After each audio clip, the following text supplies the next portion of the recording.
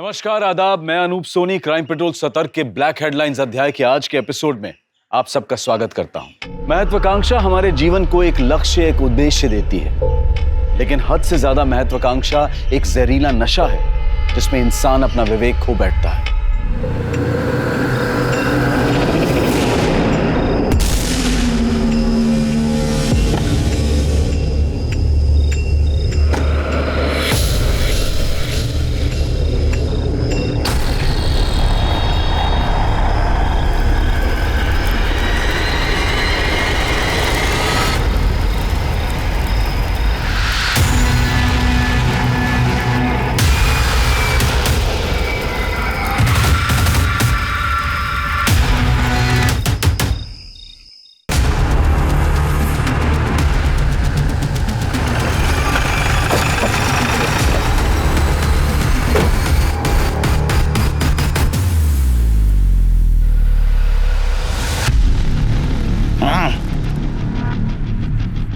लगता है शिरके 12 घंटे हो चुके हैं बॉडी को जलाकर। सर, बॉडी के पास ये आधा जला हुआ सैंडल मिला है और बॉडी की हाइट और स्ट्रक्चर देखकर लगता है किसी फीमेल की बॉडी है। सर, ऐसे डिजाइन वाले सैंडल ज्यादातर कम उम्र की औरतें पहनती हैं। सर, बॉडी के पास ये पेट्रोल कैन मिला है, कट है, और ये लाइटर भी था।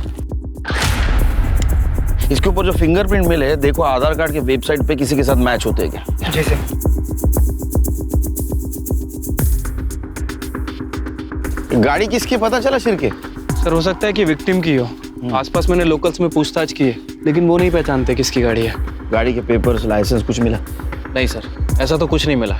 एक फोन मिला था, कट है, लेकिन ये फोन बंद है सर। इसको टेक्निकल टीम के पास भेज दो और गाड़ी के नंबर से आरटीओ से पता लगाओ ये गाड़ी किसके नाम रजिस्टर है। ठीक है सर। आसपास के पेट्रोल पंप में पूछताछ करता हूँ, हो सकता है कि पेट्रोल वहीं से खरीदा गया।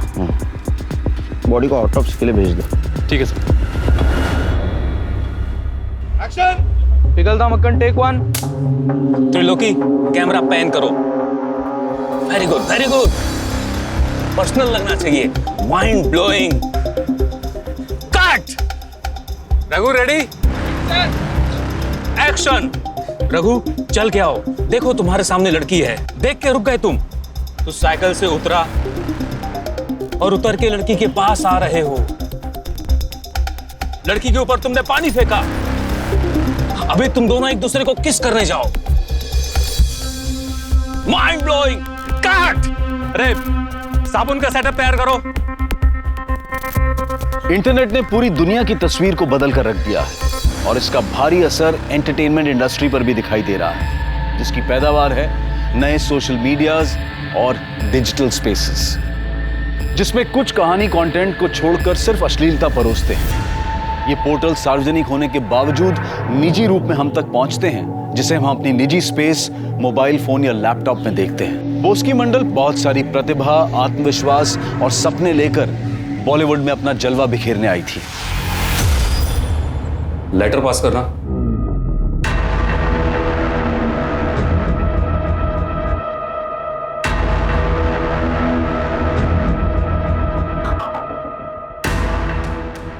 रुपेश, तुम क्या कास्टिंग कोऑर्डिनेटर हो यार? हाँ, ये कैसी लड़कियों को भेजते हो? सारी लड़कियां बस कपड़े उतारना चाहती हैं, मुझे एक्टर चाहिए, एक्टर। सर, मैं बहुत अच्छी एक्ट्रेस हूँ। मैं एक्टिंग, डांसिंग, सिंगिंग, फाइटिंग सब कुछ कर लेती हूँ। पता है, मैं जब स्कूल में थी ना, मैं जब ड्रामा करती थी तो मुझे हमेशा फर्स्ट प्राइज मिलता था सर। ये हुई ना बात। ऐसा करते हैं, अभी ऑडिशन करते हैं। हाँ, तुम ऐसा करो कि मुझे इतना सेड्यूस करो कि मैं अपने एक एक कपड़े उतारने पर मजबूर हो जाऊं। चलो शुरू हो जाओ। Rupesh, all the best. Rupesh sir, रुकिए। मैं बंगाल से यहाँ एक्ट्रेस बनने आई हूँ, प्रोस्टिट्यूट बनने नहीं। मैं अपना टैलेंट कैमरा के सामने दिखाऊंगी, किसी डायरेक्टर के बिस्तर पर नहीं।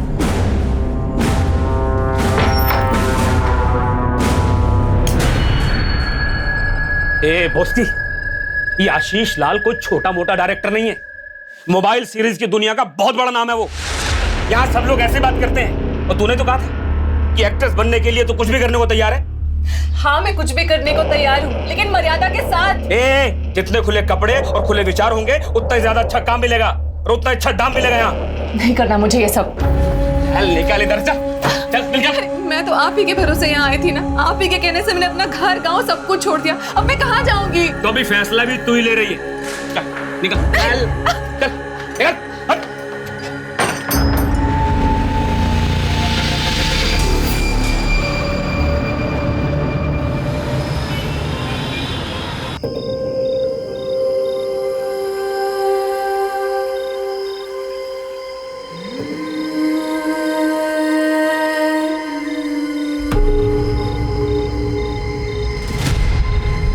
भैया एक वड़ा पाव दीजिए ना। ये लीजिए मैडम।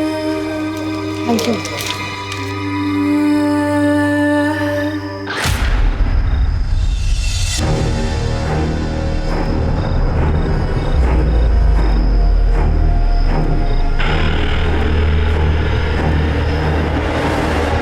ए लड़की रुक रुक रुक, पैसा दे पैसा दे। अरे रुक, पैसा दे।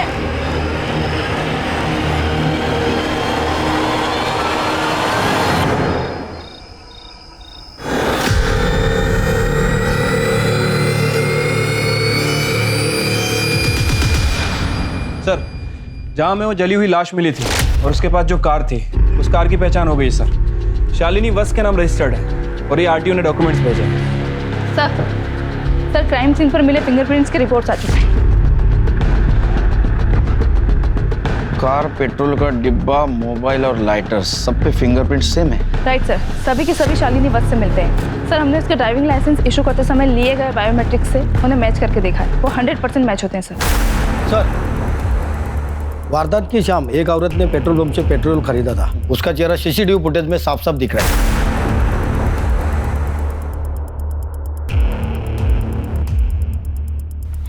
ये तो शालिनी है। इस पेट्रोल पंप वाले को अरेस्ट क्यों नहीं किया? सर वो बोल रहा था कि रात का टाइम था और वो औरत भी उनके सामने बहुत गिड़गिड़ा रही थी, इसलिए उन्होंने पेट्रोल दे दिया। सर कार में जो फोन मिला था वो खुल चुका है, इसमें एक सेल्फी वीडियो भी है सर। मम्मी, सुमित भैया, अभिनव, प्लीज मुझे माफ करना। मैं आग लगा कर जान देने जा रही हूँ। जिस किसी को भी मेरा ये फोन मिले प्लीज पुलिस को दे देना। मैं अपनी मौत की जिम्मेदार खुद हूँ। सर ये तो आत्महत्या का केस है। सिंपल सा है, शालिनी पेट्रोल पंप पे गई, वहाँ से पेट्रोल खरीदा, उसके बाद वो सुनसान जगह गई जहाँ में उसकी बॉडी मिली। उसने वीडियो बनाया, वीडियो बनाने के बाद मोबाइल कार में रखा, खुद के ऊपर पेट्रोल डाला और खुद को जला लिया। ओपन एंड शट केस है सर। मुझे भी यही लगता है सर। सर शालिनी ने घर में आत्महत्या करने की कोशिश इसलिए नहीं की क्योंकि घर का नुकसान होगा, घर वाले भी परेशान होंगे और मोहल्ले में बदनामी होगी, तो शायद इसलिए उसने घर से बाहर जाकर आत्महत्या की।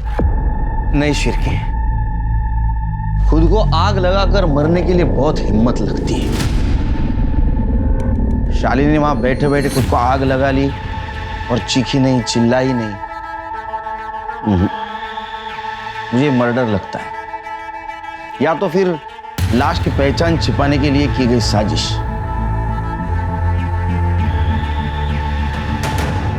लगता है मेरे कहने से तुम दोनों सहमत नहीं हो। ठीक है, पोस्टमार्टम रिपोर्ट आ जाएगी तो सब क्लियर हो जाएगा। फिलहाल एक काम करो, आरटीओ से हमें जो शालिनी का एड्रेस मिला है वहां जाके उसके फैमिली को इन्फॉर्म कर दो और उसके कॉल डिटेल्स और मोबाइल लोकेशन भी निकलवाओ। ठीक है सर।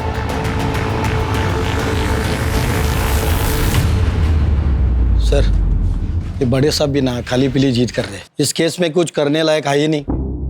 एक अनजान युवती की जली हुई लाश मिलने से पुलिस टीम के अंदर एक अंदरूनी विवाद छिड़ गया। एक पक्ष का मानना था कि लड़की ने आत्महत्या की है, जबकि दूसरे पक्ष का यह मानना था कि यह हत्या है। खैर पुलिस अपनी कार्यवाही में जुट गई और ऐसे में पुलिस के सामने सबसे बड़ा सवाल था कि कौन थी ये युवती।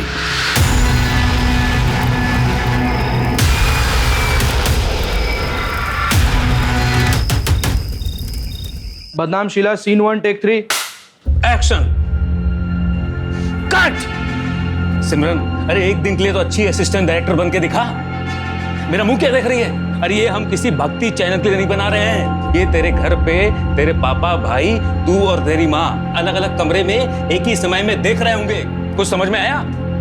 अब जा जाके हीरोइन की स्कर्ट को जरा ऊपर कर।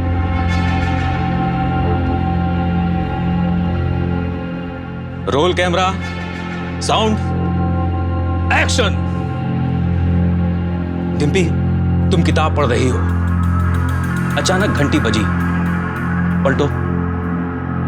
बॉस की एक्शन। आगे बढ़ो, आगे बढ़ो।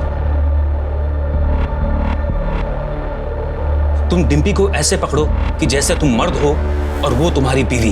या कम ऑन, टच करो उसे, छुओ, सहलाओ, व्हीलर।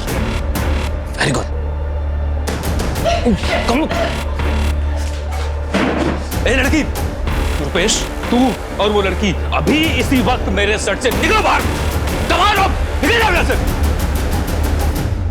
दीदी, मैंने आज तक ऐसे छोटे कपड़े कभी नहीं पहने। मेरे गांव वाले देखेंगे तो क्या सोचेंगे?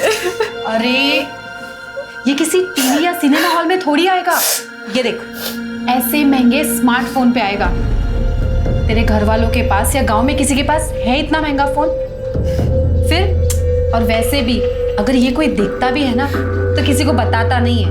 और फिर भी दीदी, ये सब कितना गंदा है। अरे गंदा कुछ नहीं होता, गंदी अपनी सोच होती है। तू कुछ गलत तो नहीं कर रही है ना? मेरी माँ ने न जाने कितने सालों तक स्ट्रगल किया है, तब जाकर आज मैं वेब सीरीज की दुनिया की इतनी बड़ी स्टार हूँ। अरे तू तो डायरेक्ट यहाँ आई है, पैसे कमा, नाम कमा। नहीं चाहिए मुझे ऐसे पैसे। तो फिर मुंबई में क्या करेगी? खाएगी क्या और जिएगी कैसे? तेरे घर वाले तुझे पैसे भेजते हैं? हाँ, मैं तो घर से भाग के आई हूँ दीदी। ये ऐसे नहीं मानेगी। एक बार मैं इसकी सारी शर्म निकाल देता हूँ। सब मैं समझाती हूँ उसे, ये कर लेगी ना तू? बदनाम Sheela, take 3 action. Very good.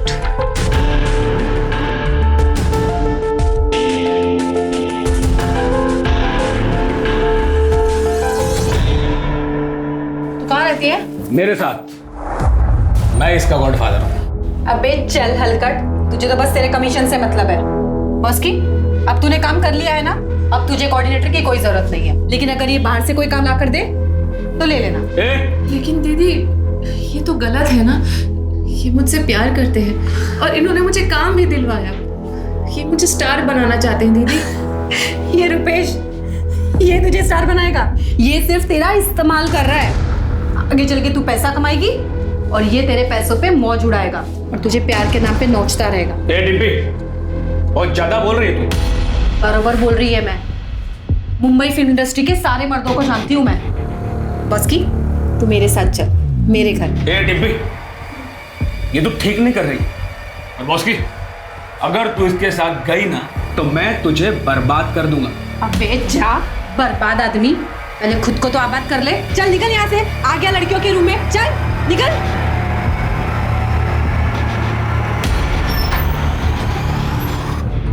हमारी क्या गलती है इसमें यार? जो कुछ भी करा उसने करा होगा।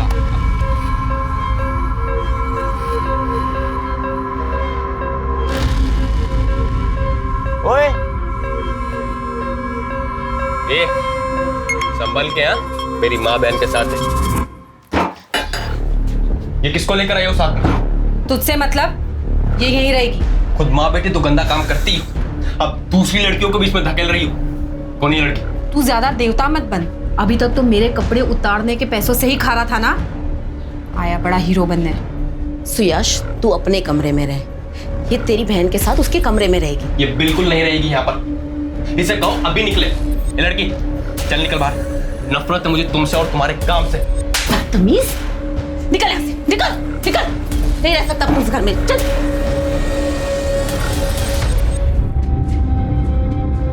हमें लाश के पैर में ये सैंडल भी मिला है। क्या ये शालिनी का है? ये सैंडल तो शालिनी का है। शालिनी है।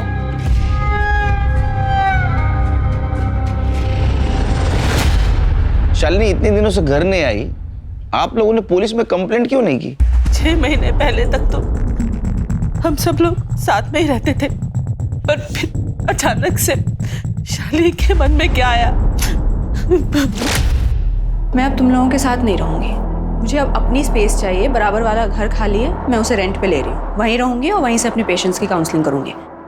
शालिनी, मैं अभी जिंदा हूँ और मेरे जीते जी तुम मुझसे अलग रहेगी, ये ठीक है क्या? हाँ तो खाना तुम लोगों के साथ खा लिया करूंगी। लेकिन आप लोग जो ये इतने सवाल पूछते हैं ना मुझसे, कहाँ गई थी, कब आ रही है, कौन मिलने आया था, मुझे ना इन सवालों से चिढ़ मचती है। ऊपर से मेरा प्रोफेशनल स्ट्रेस। सबका दुखड़ा सुन के उनको एडवाइस करना आसान काम है क्या? शालिनी क्या करती थी? वो एक साइकोलॉजिस्ट थी। साइकोलॉजिस्ट तो लोगों को आत्महत्या करने से रोकते हैं। या शालिनी ने खुद ने आत्महत्या कर ली? क्या ऐसा तो नहीं कि उसका इंडिपेंडेंट रहना, उसके इंडिपेंडेंट विचार आप लोगों को अच्छे नहीं लगते थे, इसीलिए आप लोगों ने उसको बिला वजह स्ट्रेस दिया और आत्महत्या करने पर मजबूर किया?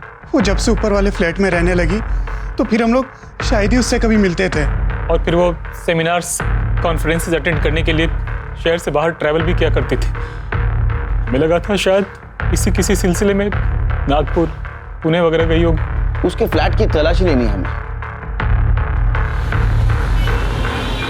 चलो नहीं नहीं चलते हैं जी उत्कर्ष भाई आओ जो। हाँ चले? हाँ चलो अपने निकलिए। जय श्री कृष्ण। जय श्री कृष्ण। ध्यान रखो उत्कर्ष भाई। मैं हूँ ना। चल चल।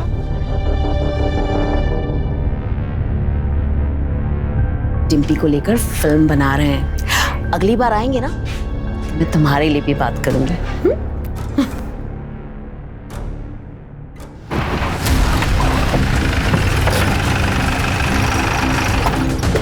कौन सा? शालिनी यहीं पे काउंसलिंग करती थी और यहीं रहती भी थी।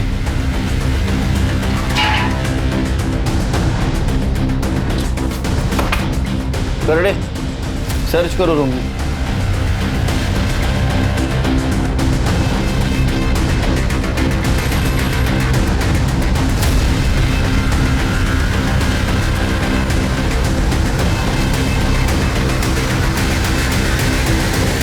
शिरके लगता है अपॉइंटमेंट डायरी है। बीच के कुछ पन्ने गायब है, किसी ने इसके साथ छेड़खानी की है।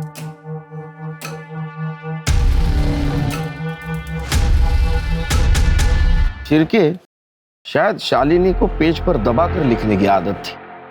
ये देखो, मिसिंग पेज की हैंडराइटिंग नेक्स्ट पेज पर उभर कर आई है। एक काम करो, इसको हैंडराइटिंग एक्सपर्ट के पास भेजो और ये नाम रिकवर होते हैं कि देखो।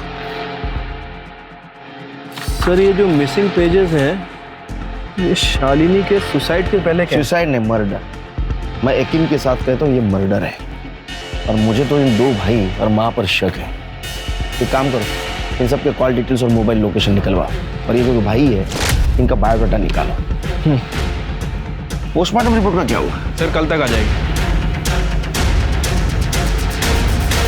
ये देख, 6 महीने से मेरी कोई पेमेंट्स नहीं आई है और तेरी भी नहीं आई है। ऐसे में हमें समझदारी से काम करना होगा। घर का पूरा खर्चा माँ की सेविंग्स से चल रहा है और ऐसे में हमें इतना भी नहीं करना चाहिए कि उन पे बोझ बन जाए। दीदी यहाँ कोई सीधे तरीके से काम और पैसे क्यों नहीं देता? ये तेरा गांव नहीं है। अगर यहाँ रहना है तो यहाँ की इंडस्ट्री के हिसाब से चलना पड़ेगा। बिजनेस में रहना है तो ये सब कुछ तो करना पड़ेगा और ये सब के लिए पैसे लगते हैं। और पैसे कहाँ से आते हैं? डायरेक्टर और प्रोड्यूसर्स के पास से। ठीक है दीदी, मैं सबसे मिलने जाऊंगी। ये हुई ना बात। रुक, ये देख, ये ड्रेस पहन के जा, काम जल्दी मिलेगा।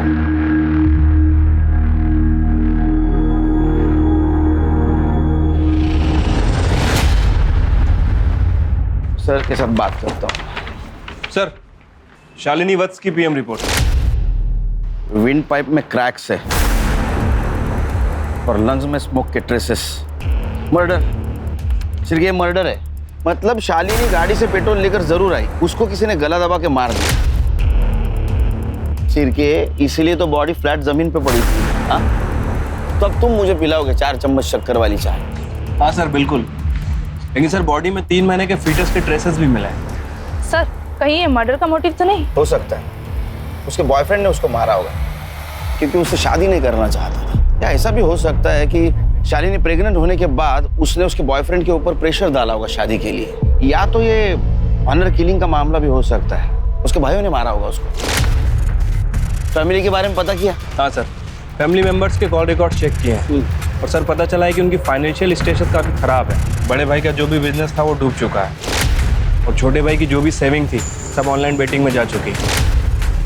आए दिन लेनदार आते रहते हैं उसके घर में। तो सिर क्लियर है, इसका मतलब भाइयों के पास मर्डर का डबल मोटिव है। उसके बॉयफ्रेंड के बारे में पता करो और फैमिली से पूछताछ करो। क्या वो 3 महीने के पेट से थी। ये जरूर उस बुढ़े डॉक्टर अनिल नागराज की करतूत होगी। मेरी शालिनी। अनिल नागराज कौन है?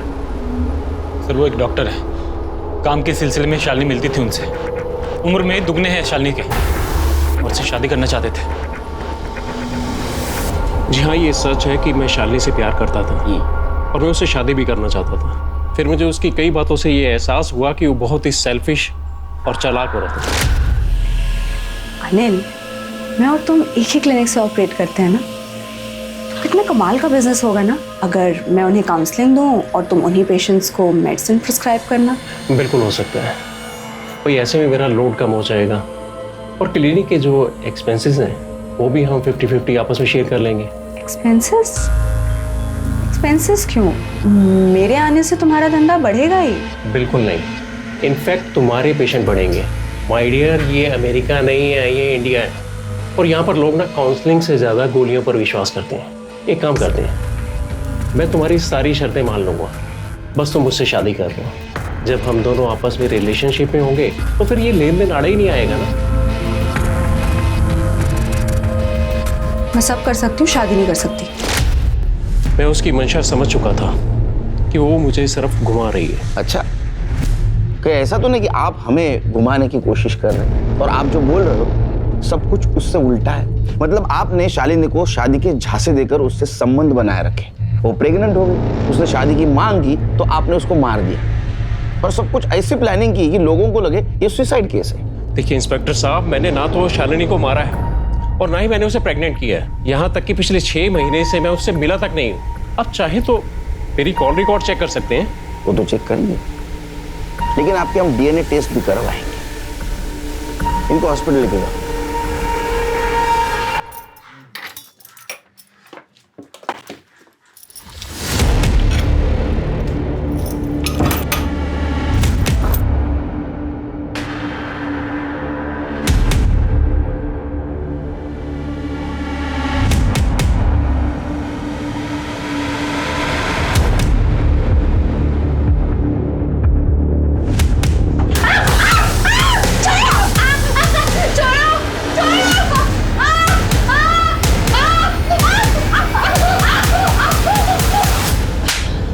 आज के बाद अगर इसे हाथ लगाया ना तो तेरे हाथ तोड़ दूंगी।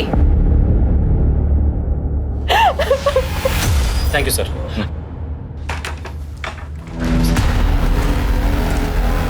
चिरके, ये शालिनी का भाई यहाँ क्या कर रहा था? अरे शालिनी की कार और इंश्योरेंस के पैसों के चक्कर में आया था। कमाल है, इतने जल्दी?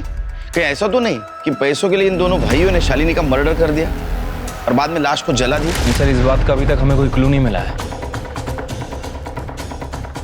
नहीं मिला तो हम ढूंढेंगे। Okay. 1, 2, 3, 4, 5, 6, 3। सर, इस सीरीज में मैं सिर्फ एक गाने में हूँ। इसे स्पेशल अपीयरेंस कहते हैं। तुमने ही बॉस की गवाह दी और वो मेन हीरोइन बन गई। 5। अरे सागर, शॉट रेडी है क्या? Yes sir. अरे राजू, जरा। मुझे हवा निकालनी भी आती है। 3, 4, 5, 6, 7, 8। रुपेश, तुम्हें अगर बॉस्की का कमीशन चाहिए तो पैकअप के बाद मुझे बाहर मिलो।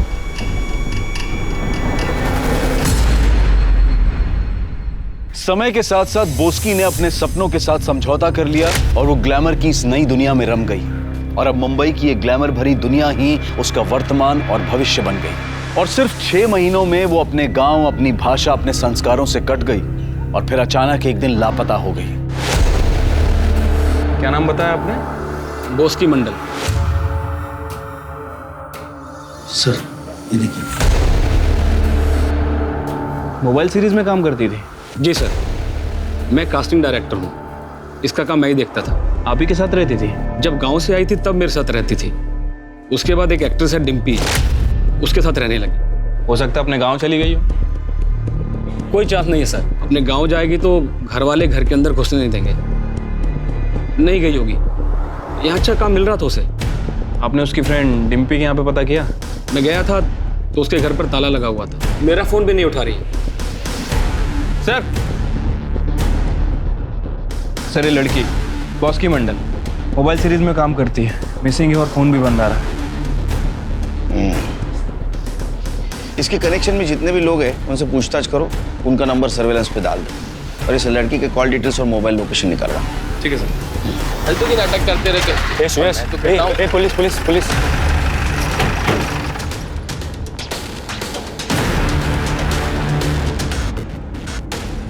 सर हम लोग शूटिंग के लिए सिलवासा गए थे, जब हम निकले तो बॉस की यही थी। बॉस की मैं और माँ 3-4 दिन के लिए सिलवासा जा रहे हैं शूटिंग के लिए। तू आराम से रहना, हाँ, और अगर किसी चीज़ की ज़रूरत हो ना तो जुगर किराने वाले के पास से ले लेना और पैसे लिखवा देना, ठीक है? लेकिन जब हम वापस आए तो वो घर में नहीं थी।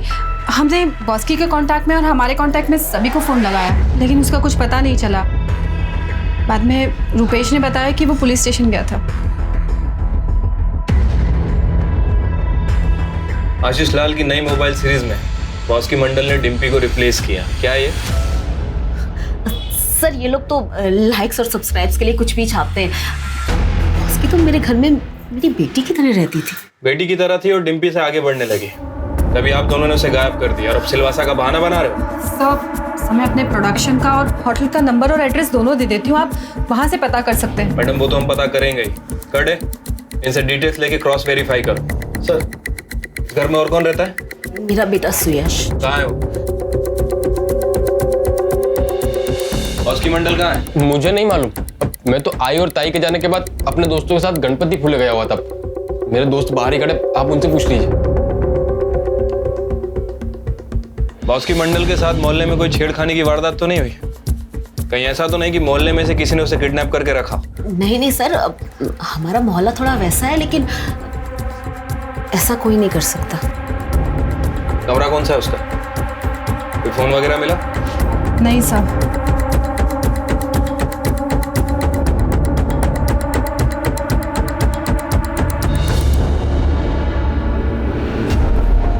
अरे सर चेक करो।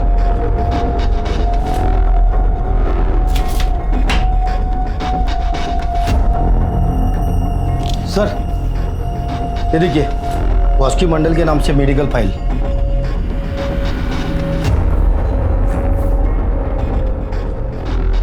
बॉस की मंडल HIV पॉजिटिव थी। सर उसने कभी बताया नहीं, इस बारे में मुझे भी कुछ नहीं पता सर। जैन सर। जय। अच्छा शालिनी वॉच केस में कुछ अपडेट? सर DNA रिपोर्ट और हैंडराइटिंग एक्सपर्ट की एनालिसिस का इंतजार है। बॉस के मंडल केस का कोई अपडेट? सर बॉस के घर पे फोन नहीं मिला और उसके कॉल रिकॉर्ड्स भी क्लियर है, लेकिन सर उसके घर पे एक पैथोलॉजी लैब की रिपोर्ट मिली है जिसमें ये मेंशन है कि वो HIV पॉजिटिव है। तो मुझे लगता है कि शायद इसी वजह से वो कहीं चली गई है। उसके नेटिव प्लेस पूछताछ की? हाँ सर, वेस्ट बंगाल में वहाँ की लोकल पुलिस गई थी। सर उसके माता पिता का कहना है कि जब से बॉस की घर से गई है ना तो उसने कभी घर पे फोन किया और ना ही कभी घर आई है। सिर्फ एक काम करो, उसके कनेक्शन में जितने भी लोग हैं उनके कॉल रिकॉर्ड क्रॉस चेक करो और क्वेश्चनिंग शुरू कर दो। हमने बॉस की मंडल और तुम्हारे कॉल रिकॉर्ड्स चेक किए हैं। तुम्हारी और बॉस की फोन पर बहुत लंबी लंबी बातें होती थी और इस वक्त वो मिसिंग है। कहाँ है बॉस की मंडल? सर मुझे नहीं पता बॉस की कहाँ है। हाँ मेरी उससे बातचीत होती थी क्योंकि मैं उसका गॉडफादर हूँ। मैंने उसे पहला ब्रेक दिया था।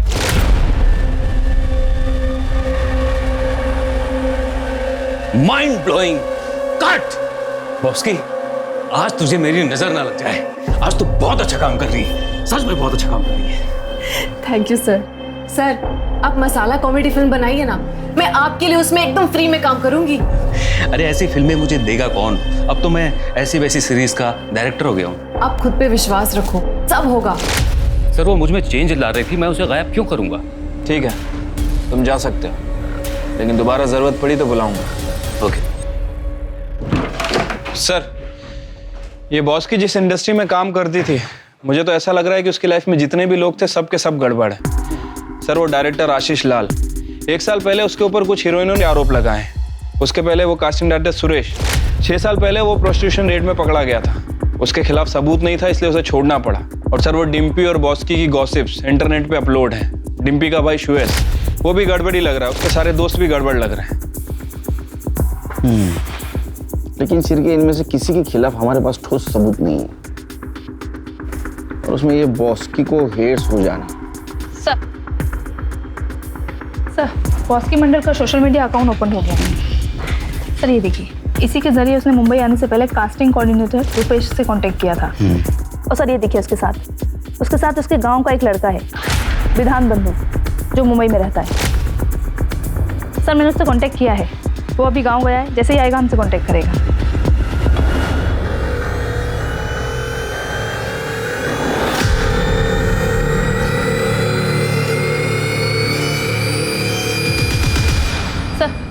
हैंडराइटिंग एक्सपर्ट की रिपोर्ट आ चुकी है। शालिनी वत्स की अपॉइंटमेंट आई से फटे हुए पेजेस में से ये 8 नाम रिकवर हुए। अरे इसमें तो बॉस्की का भी नाम है। इसका मतलब बॉस्की लापता होने से पहले शालिनी से मिली थी। लेकिन क्यों?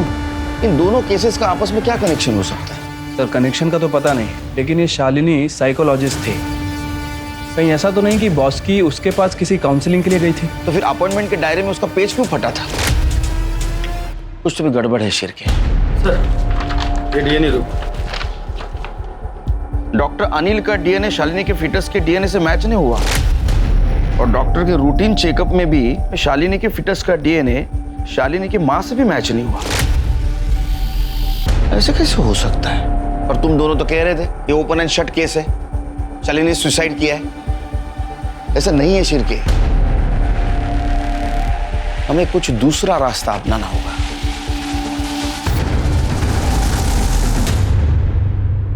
आइए सर, ये कार डीलर है, शालिनी मैडम की गाड़ी खरीदना चाहते हैं जो हमें क्राइम सीन पे मिली थी। आइए बैठिए, चाय पिएंगे? Thank you sir. देखिए, वैसा तो सब कुछ हो चुका है, मतलब शालिनी के भाई ने हमें सारे डॉक्यूमेंट्स दे दिए। एक छोटा प्रॉब्लम है, वो जो इंश्योरेंस पेपर है उसके ऊपर शालिनी के सिग्नेचर मैच नहीं हो रहे। अगर कोई शालिनी की सिग्नेचर करने वाला मिल जाए तो ये डॉक्यूमेंट्स क्लियर हो जाएंगे, नहीं तो सब ये कोर्ट में मैटर जाएगा बिला वजह। सर मुझे सुमित साहब से बात करनी पड़ेगी। प्लीज प्लीज कीजिए ना।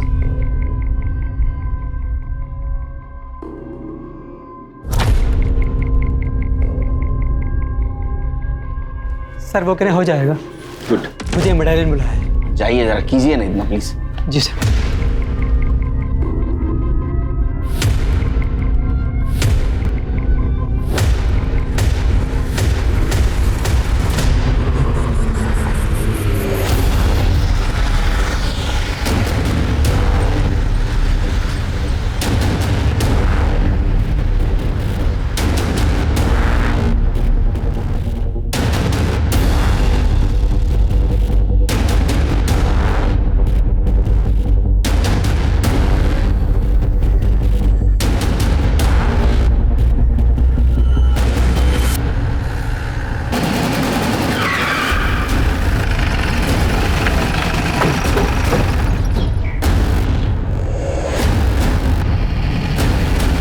चेक करो।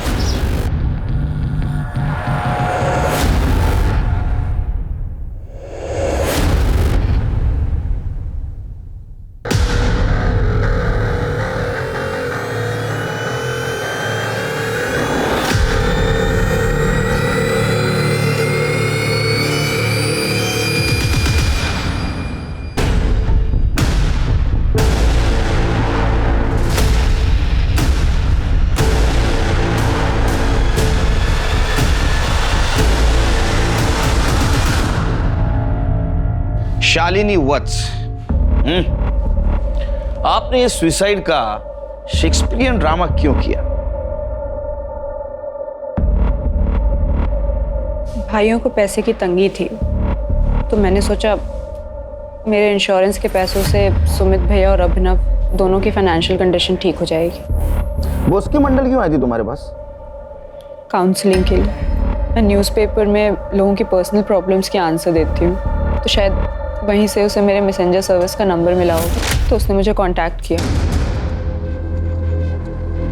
मैं बॉस्की मंडल एक्ट्रेस, मुझे आपसे मिलना है।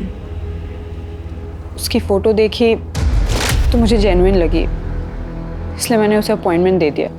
मुझे खुद से नफरत हो गई है मैम, अपनी बॉडी से नफरत हो गई है मुझे। मैं यहाँ फिल्मों में काम करने आई थी और मोबाइल वेब सीरीज में काम करने लगी।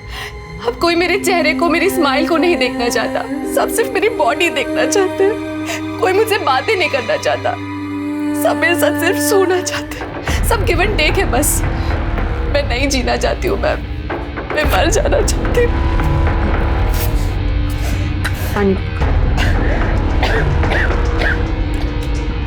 बॉस की, तुम्हें उन लोगों को कन्फ्रंट करना चाहिए। कोई फायदा नहीं है मैम, यहाँ सब मोटी चमड़ी है। हाँ, लेकिन मैं सुसाइड करने से पहले इन सब के बारे में किसी को जरूर बता कर जाऊंगी। कोई जो मेरा अपना हो, जो मुझे समझे, मुझे जज ना करे। उसने आपको कुछ बताया? नहीं। उसका हुआ क्या? अरे ऐसा मत देखिए, हमें सब पता है। हाँ, आप सिर्फ बोलते जाइए। सर वो मरना चाहती थी। मैंने उससे कहा कि जिंदगी को एक और मौका दो। बॉस की, एक काम करते हैं, 2 दिन के बाद कहीं बाहर मिलते हैं, खुली हवा में बात करेंगे, ठीक है? एक काम करो, 2 दिन के बाद 8 बजे मेरे बताए एड्रेस पे आ जाना, ठीक है? और वहीं ये दवाई खा लेना। मैं 5 मिनट बाद तुमसे मिलूँगी, ठीक है? जी मैम, पर मिलना कहाँ है? मैं तुम्हें एड्रेस देती हूँ। 8:05 पे मैंने उसे वहां बुलाया।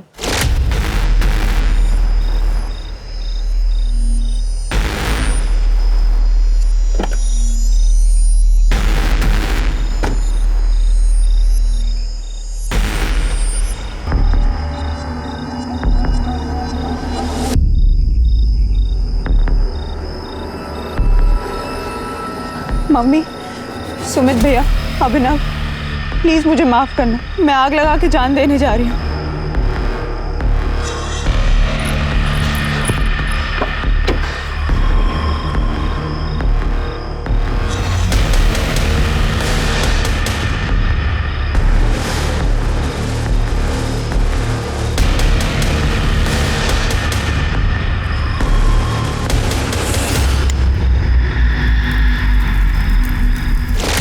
किरत, तुमने नहीं मारा बॉस्की को। उसका पोस्टमार्टम रिपोर्ट है हमारे पास। उसका पेट एम्प्टी था। तुम्हारे गोली से नहीं मरी। What? और ये कैसे पॉसिबल है? मैंने बॉस्की को नशे की इतनी हैवी डोज दी थी, उसकी मौत डेफिनेट थी। लेकिन तुमने जो गोली दी थी वो लेने से पहले ही उसको किसी ने मार दिया था, गला दबाकर। उसके विंड पाइप में क्रैक्स मिले हमें पोस्टमार्टम रिपोर्ट में। मतलब मेरी बॉडी को सिर्फ जलाया, मारा नहीं? फिर भी तुम्हें अरेस्ट करना होगा। डॉक्टर शालिनी वत्स पुलिस की निष्पक्षता और सही पोस्टमार्टम रिपोर्ट की वजह से मर्डर केस में तो बच गई, लेकिन उस पर डिस्ट्रक्शन ऑफ एविडेंस का नया चार्ज लगाकर उसे हिरासत में ले लिया गया। अब पुलिस के सामने बोस्की मंडल से जुड़े सवालों का अंबार लग चुका था। बोस्की आत्महत्या क्यों करना चाहती थी, कौन उसका गुनहगार था, किसने उसे आत्महत्या करने पर मजबूर किया और आत्महत्या से पहले ही उसकी हत्या कर दी। पुलिस नए सिरे से केस की जांच पड़ताल में जुट गई और बोस्की के जीवन से जुड़े हर व्यक्ति को शक की निगाह से देखा जाने लगा। सर बोस्की के गांव से जो लड़का विधान बंधु, वो मुंबई आ गया है। मैंने उसे पुलिस स्टेशन बुला लिया है। सर, बोस्की मुंबई जाने से पहले सोशल मीडिया मैसेंजर पे मुझसे कांटेक्ट किया और फिर मैसेंजर सर्विस से फोन भी किया। हेलो विधान दादा, কেমন আছো? তোমার একটু हेल्प चाहिए दादा। मुझे फिल्मों में ट्राई करना है। मैं मुंबई आना चाहती हूँ। अरे खूब आलो, बिल्कुल आओ। मुझसे जो बन पड़ेगा मैं करूँगा। दादा, मेरे रहने के लिए कोई जगह का इंतजाम कर सकते हैं क्या आप? अरे मैं तो खुद इतने लड़कों के साथ रहता हूँ, तुम इंटरनेट पे क्यों नहीं ट्राई करती हो? वहाँ तो लड़कियों का बहुत सारा ग्रुप है, तुमको कोई ना कोई पेइंग गेस्ट मिल जाएगा। ठीक है दादा। फिर उसने मुझसे कोई कांटेक्ट नहीं किया और एक दिन मैंने उसे मार्केट में देखा। ए लड़की, रुक रुक रुक, पैसा दे, पैसा दे।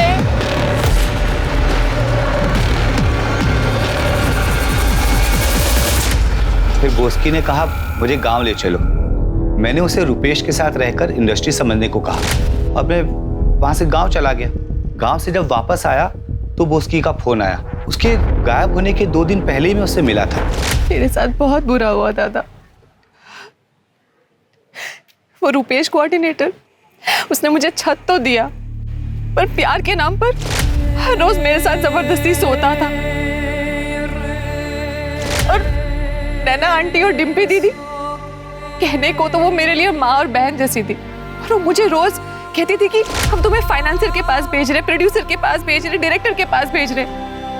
पर असलियत में तो वो मुझे बिजनेसमैन के पास भेजती थी प्रोस्टिट्यूशन के लिए, और मुझे काफी दिनों तक सबका कुछ पता ही नहीं चला। और वो डायरेक्टर आशीष लाल मुझे बोल्ड बनाने के चक्कर में मेरे साथ जबरदस्ती संबंध बनाता था। और डिम्पी दीदी का भाई सुयश, उसने तो हद ही कर दी। और माँ और बहन का गुस्सा मुझ पर निकाला मेरे साथ रेप करके। दादा, अब मैं प्रेग्नेंट हूँ और मुझे पता नहीं इसका बाप कौन है। मैं किसी को मुंह दिखाने के लायक नहीं रही। मैं कहाँ जाऊँ, किससे बात करूँ? सब मुझ पर थूकेंगे दादा। बॉस ने तुम्हें बताया था कि उसे एड्स था? नहीं सर। ठीक है, जाओ। जी। शिरके, बॉस्की का पोस्टमार्टम जिस डॉक्टर ने किया उससे पूछो कि उसने बॉस्की के बॉडी से जो ब्लड स्पेसिमेन रिकवर किए थे, क्या उससे यह पता चल सकता है कि बॉस्की को एड्स था या नहीं? और शिरके, अभी इसने 3 जनों के जो नाम लिए, आशीष, रूपेश और सुयश, इन तीनों को अरेस्ट करो और बॉस्की के फीटस के डीएनए से इनका डीएनए मैच करवाओ और इनका एचआईवी टेस्ट भी करवाओ। Yes sir. सर, नैना और डिम्पी से उन लोगों की लिस्ट भी लेता हूँ जहाँ बॉस्की को उन्होंने कास्टिंग के नाम पे भेजा था। रुपेश, आशीष, नैना, डिम्पी, सुयश सभी को अरेस्ट कर लिया गया। सारे मेल सस्पेक्ट सभी के डीएनए टेस्ट करवाए गए और सुयश का डीएनए बॉस्की की बॉडी में मिले फीटस के डीएनए से मैच कर गया, लेकिन इनमें से किसी को एड्स नहीं था। पुलिस ने सुयश को बहुत तोड़ा, लेकिन उसने बॉस्की की मौत में अपना हाथ होने से इनकार किया। पुलिस ने नैना और डिम्पी से पूछकर उन सारे लोगों की लिस्ट तैयार की जिसके पास उन्होंने बॉस्की को संबंध बनाने के लिए भेजा था। बहुत सारे लोग सामने नहीं आ रहे थे और जो कुछ सामने आए उन्होंने कुछ भी बताने से इनकार किया। सर, चौथा चम्मच है ये। अरे 4 चम्मच शक्कर की चाय, दिमाग की बत्ती जलाए शिरके। सर, ऐसा शुगर हो सकता है। देखो सर, मैंने बॉस्की के मर्डर वाले दिन क्राइम सीन से डम डाटा स्टडी किया, जिसमें ये नंबर मिला है जो डिम्पी के कॉल रिकॉर्ड में है। शिरके, पता करो किसका है, बुलाओ इसको पुलिस स्टेशन। एक काम करो, ये नंबर के बारे में डिम्पी से पूछताछ करो। जी सर। सर, ये आदमी तो नहीं आ सकता, हमें खुद मिलने जाना पड़ेगा।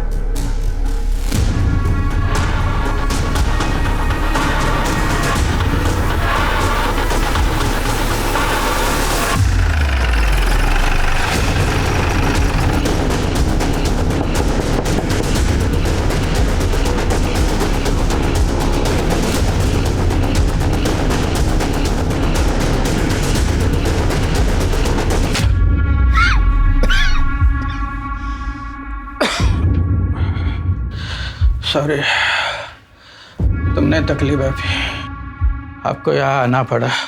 इस हालत में मैं झूठ नहीं बोलूँगा। सब बॉस्की को मैंने ही मारा है।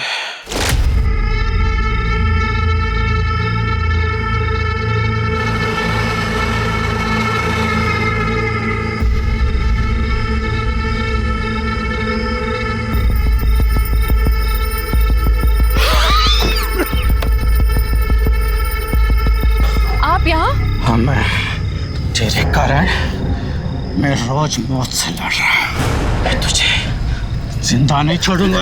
क्यों मारा? क्योंकि नैना ने मुझे बॉस्की के साथ सुलाया था, जिसके वजह से मुझे ये एड्स हो गया। आपको इतना कंफर्म कैसे पता बॉस्की को एड्स था? क्योंकि डिम्पी ने बॉस्की के लैब रिपोर्ट्स दिखाए थे। मैम, एड्स मुझे है, मैं HIV पॉजिटिव हूँ। रिपोर्ट्स निकालते वक्त मुझे बहुत डर लग रहा था, इसलिए मैंने रिपोर्ट्स बॉस्की के नाम पर निकलवाए। उत्कर्ष जी को जब HIV पॉजिटिव हो गया तो वो पूछते हुए मेरे पास आए। मैंने भी बॉस्की के नाम के रिपोर्ट्स उन्हें दिखा दिए। उन्हें लगा कि उन्हें HIV पॉजिटिव बॉस्की की वजह से हुआ है। बॉस्की के PM रिपोर्ट के हिसाब से उसे एड्स नहीं था। फिर हमने डिम्पी का HIV टेस्ट करवाया तो उसे एड्स है। क्या? डिम्पी के कहने पर मैंने बॉस्की को मार दिया? आप अपने पापों की सजा भुगतो। रहे बॉस्की के गुनहगार, उन्हें कानून सजा जरूर देगा।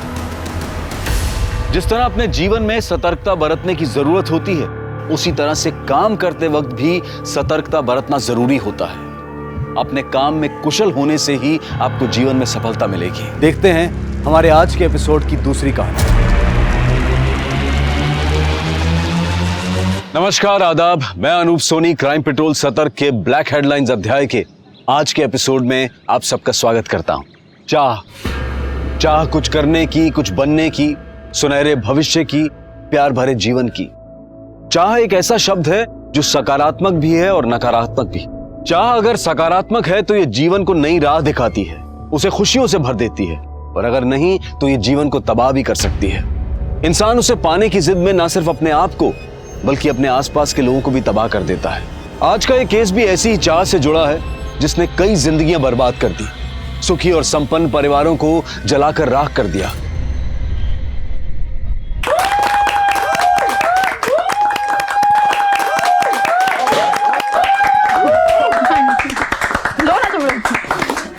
देविका, तुमसे बिछड़ने का दिल तो नहीं करता, पर क्या करें, फेयरवेल भी रस्म है, निभानी तो पड़ेगी ही।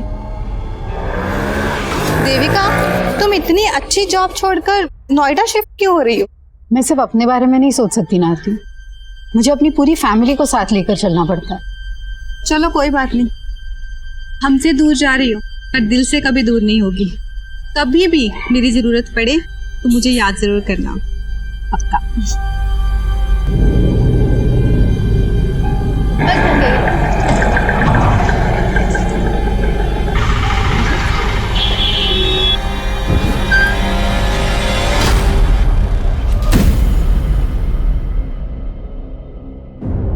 रिया, ये क्या कर रही हो? सामान क्यों फाड़ रही हो? आपने मेरे सामान को हाथ में कैसे लगाया मम्मा? मुझे बच्ची समझा आपने? रिया, बिहेव। क्या बात है देविका, क्यों डांट रही हो बच्ची को? बच्ची? ये बोल रही है कि अब बच्ची नहीं रही। आप ज्यादा बोलो मत मम्मा, मुझे सिर्फ इतना बताओ मेरा नया टेडी कहाँ रखा है? रिया। अच्छा बेटा, नया टेडी वो तो ऊपर रखा हुआ है, जा ले ले जा। क्या बात है?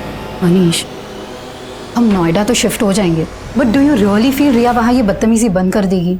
क्यों, तुम्हें अपनी माँ और बहन पे भरोसा नहीं है?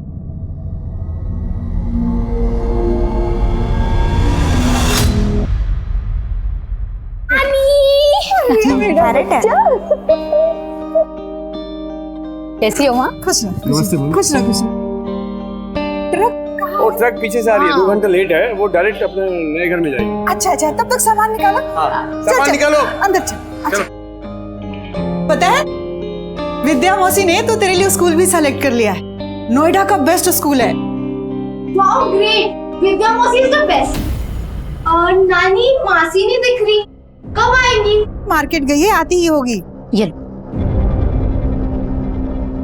अरे रिया, हाथ नहीं धोए तो कम से कम सेब धो लेती। Welcome everybody. आ गई विद्या मौसी। ये देखो रिया, मैं आपके लिए क्या लेकर आई हूँ। थैंक यू सो मच मासी। इतनी एक्सपेंसिव गिफ्ट्स देकर क्यों इसे बिगाड़ रही हो? कम ऑन दीदी, ये देखो, मैं तो आपके पति को बिगाड़ने का सामान भी लाई हूँ।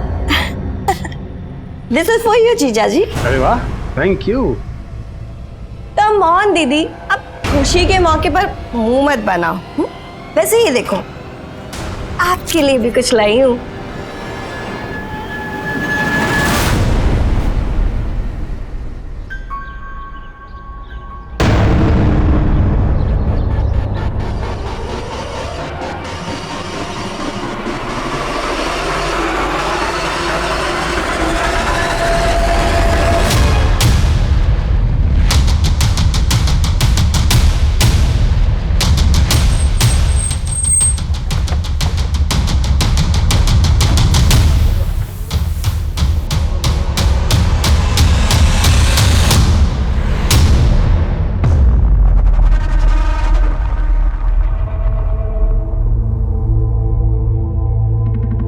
विंडो खोलो, अरे दरवाजा खोलो, खोलो सर।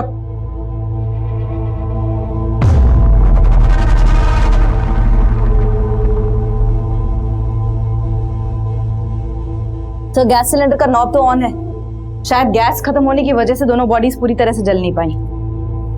बहुत ही ब्रूटल मर्डर सर, दोनों के हाथ पैर बांधे गए।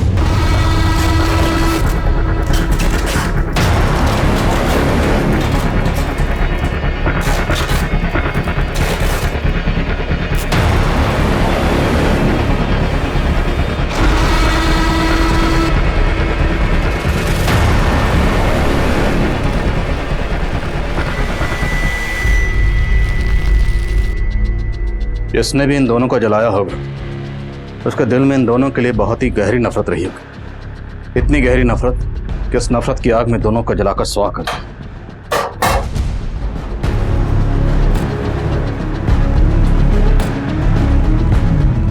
इसकी वजह से मेरे भाई की जिंदगी बर्बाद हो गई। इसका भी यही हश्र होना था।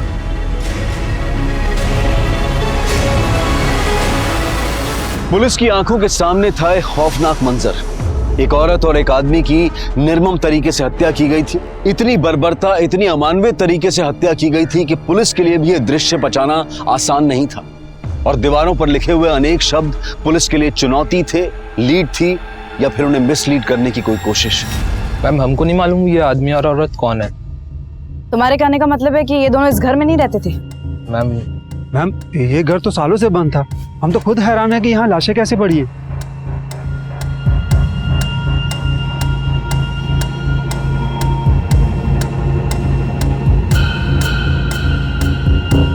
आप लोग बोल रहे हैं कि ये घर सालों से बंद है, लेकिन यहाँ का सामान देखकर तो ऐसा लग रहा है कि यहाँ सिर्फ आदमी औरत ही नहीं बल्कि कोई बच्चा भी रहता होगा।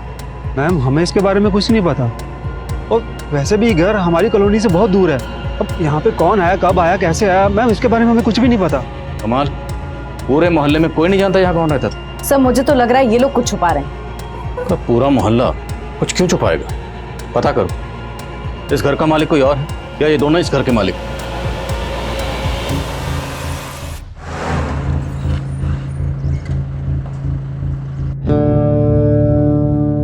सभी थानों में इंफॉर्मेशन भेज दी गई।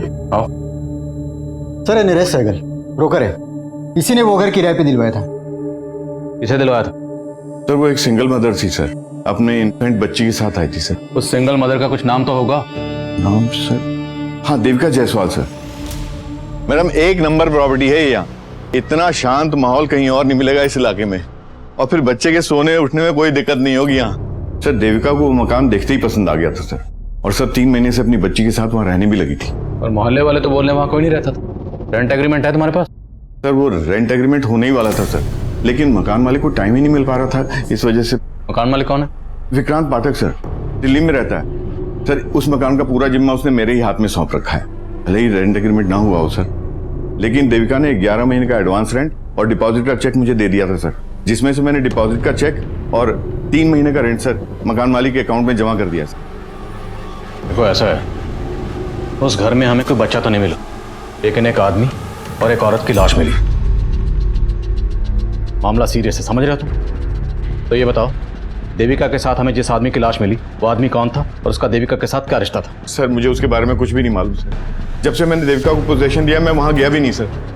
देविका का फोन नंबर और एड्रेस बताओ। सर, फोन नंबर दिया तो था उसने, लेकिन सर फोन फॉर्मेट हो गया। देविका ने जो रेंट के चेक्स दिए तो चेक्स हैं तुम्हारे पास? हाँ सर, ऑफिस में रखे हैं सर। हमें उनकी जेरॉक्स चाहिए। ठीक है sir. Pandey, thank you sir. नजर रखो इस नरेश पे। और देविका के अकाउंट में जो परमानेंट एड्रेस है वो निकलो। सर,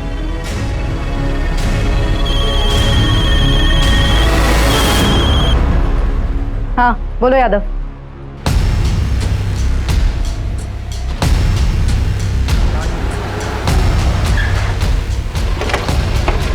मैम, ये केदार मिश्रा है, इसी इलाके का है। ये उस घर के बारे में कुछ बता रहा था जहाँ पे उस औरत और मर्द की लाशें मिली। मैम, कुछ समय पहले जब मैं उस घर के पास से गुजर रहा था तो मैंने देखा कि उस घर के मालिक मिस्टर पाठक और कुछ लोग मिलकर उस घर के पीछे की तरफ गड्ढा खोदकर कुछ तो गाड़ रहे हैं। क्या गाड़ रहे? एक बड़ा सा मोटा सा बोरा था। उस बोरे में क्या था मुझे पता नहीं, लेकिन खून के धब्बे लगे हुए। उस घटना के बाद किसी को उस घर में देखा था? मतलब ये जो मर्द और औरत की लाश मिली है, क्या उनमें से किसी को देखा था? नहीं मैडम, मैंने उस घटना के बाद किसी को नहीं देखा। अब उस घर में कौन रहने आया, क्या हो रहा था, मुझे कुछ नहीं पता इसके बारे में।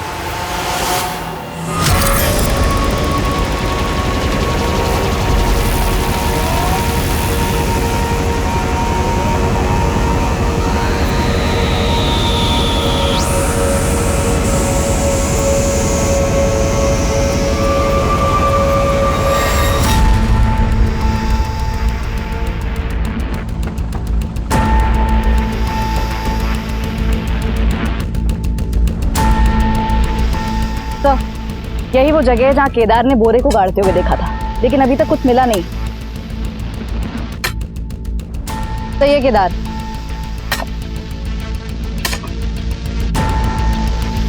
एक मिनट रुको। ओके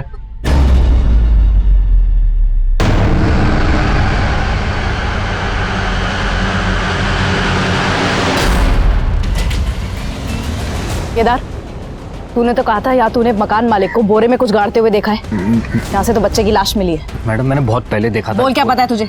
मैं सच बता रहा हूँ। ऐसे नहीं बोला। यादव, थाने लेकर जाओ उसे, अच्छे से पूछताछ करो। नरेश ने बताया था कि उसने देविका को इस घर में एक बच्चे के साथ रहते हुए देखा था, और अब घर के पीछे ये बच्चे की लाश। वो लाश को देखकर लगता है जैसे इसे कल परसों दफनाया गया, क्योंकि लाश अभी सड़नी शुरू ही हुई है। कहीं ये बच्चा वही तो नहीं जिसके साथ देविका रह रही थी? सर, केदार भी यही कह रहा है कि उसने मकान मालिक को यहाँ बोरे में कुछ गाड़ते हुए देखा था। ये चक्कर क्या है, कुछ समझ में नहीं आ रहा। इस चक्कर का जवाब मकान मालिक पाठक ही देगा।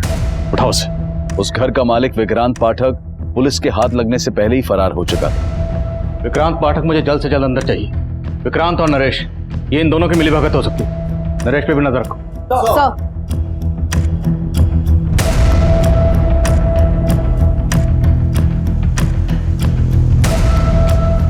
पुलिस विक्रांत को ढूंढने में जुट गई थी। वहीं देविका द्वारा इशू किए गए रेंट चेक्स के जरिए देविका के बैंक अकाउंट की डिटेल सामने आई। सर, देविका की बैंक अकाउंट डिटेल्स में उसका मैरिटल स्टेटस मैरिड था, लेकिन बैंक से उसके पति से जुड़ी कोई भी इंफॉर्मेशन नहीं मिली है। हाँ, परमानेंट एड्रेस जरूर मिला है। तो हो सकता है जिस आदमी की लाश हमें देविका के साथ मिली वो देविका का हस्बैंड हो और वो बच्ची देविका की बेटी। लेकिन सर, देविका ब्रोकर नरेश से झूठ क्यों बोलेगी कि वो सिंगल मदर थी? एड्रेस कहाँ का है?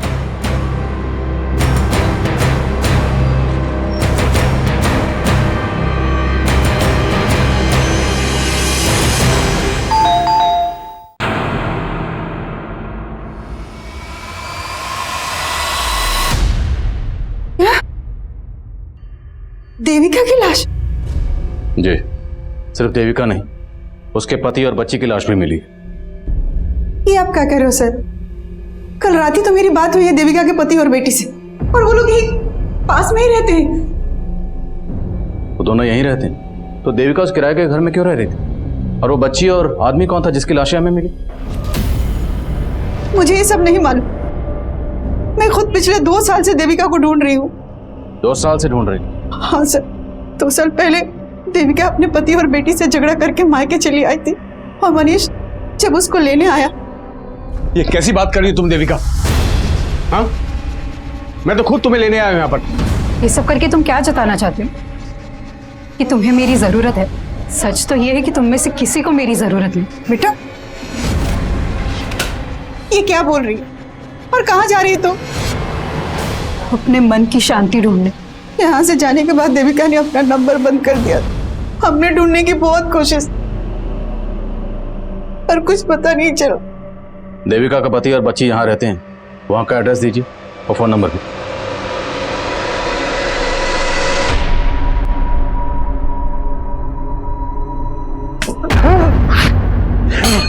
क्या बात है? आप यहाँ पर आराम से सो रहे हो और वहाँ मम्मा, आप मम्मा को वापस कब लेकर आ रहे हो? बेटा वो अब नहीं आएगी यहाँ। बताओ मम्मा क्यों नहीं आएगी? बताओ पापा, मम्मा वापस क्यों नहीं आएगी? शट अप यार। तब यहाँ पर थी तब तो उसकी परवाह नहीं की तुमने। अब मम्मी मम्मी करके मेरा कान खाती रहती है। जा अंदर जा, जा।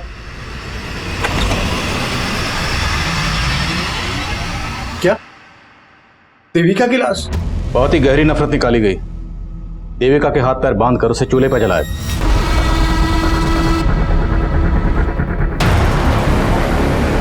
और ठीक उसी तरह से एक आदमी को मारा गया। उस घर में एक बच्ची को भी गाड़ा गया। वो आदमी और वो बच्ची, ये दोनों कौन हो सकते हैं? सर, मुझे कुछ नहीं मालूम। मैं तो 2 साल से नहीं मिला देविका से। लेकिन ऐसा क्या हुआ था जो देविका आपको तो छोड़कर गई, लेकिन अपनी बच्ची को भी छोड़ गई? सर, दोस्त मेरा ही है। मैंने गलती ऐसी की थी कि जो देविका मुझे कभी माफ नहीं कर पाई। ये तुम्हारी ब्लेजर से निकले हैं जो तुम परसों अपने आउटडोर ट्रिप पे पहन के गए थे, कॉन्डम्स। देखो देविका, अब तुम कोई झूठी सफाई देने की कोशिश मत करना। मैंने तुम्हारे लिए अच्छी जॉब छोड़ी, यहाँ का छोटी सी नौकरी कर रहे हो, और यहाँ तुम अय्याशियां कर रहे हो। अब बस मैं और रिया तुम्हारे साथ नहीं रह सकती। तुम जाना चाहती हो जाओ, मैं तुम्हें रोकूंगा नहीं, लेकिन मुझे नहीं लगता कि रिया तुम्हारे साथ जाना चाहेगी। कल मैं देविका को कभी खुश नहीं रख पाया। बिलीव मी, उसके जाने के बाद उसकी कमी का बहुत एहसास हुआ मुझे। मैं एक अरसे से उसे ढूंढ रहा हूँ सर। तो ढूंढ लिया होगा उसे, और ढूंढने के बाद जब देविका को किसी गैर मर्द के साथ देखा होगा तो बर्दाश्त नहीं हुआ होगा। क्या बोल रहे हो सर आप? मैंने ऐसा कुछ नहीं किया सर। तुमने बताया कि देविका कहीं जॉब कर रही थी। जी सर, लेकिन जब वो यहाँ से गई तब वो जॉब भी छोड़ चुकी थी। देविका जहाँ जॉब करती थी वहाँ की डिटेल्स दीजिए।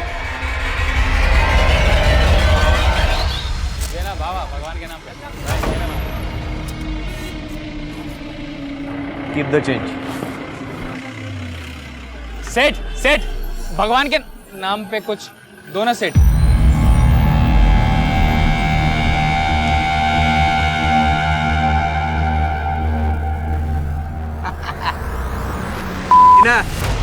अबे आग। अरे नगीना तू, ए कालू लाली, इधर आओ इधर आओ। अरे ये क्या है? हट, छी। 10,000 रुपए का शर्ट है। और ये क्या है? हाथी का दांत है, हाथी का दांत। हाथी का दांत? अबे हाथी के छोटे बच्चे का दांत। जा। अच्छा। अबे तेरा नगीना ना अभी किसी की किस्मत का नगीना बन गया है। उसको भी चमका दिया और खुद भी चमक गया। कौन है वो जिसको चमका दिया बे तूने?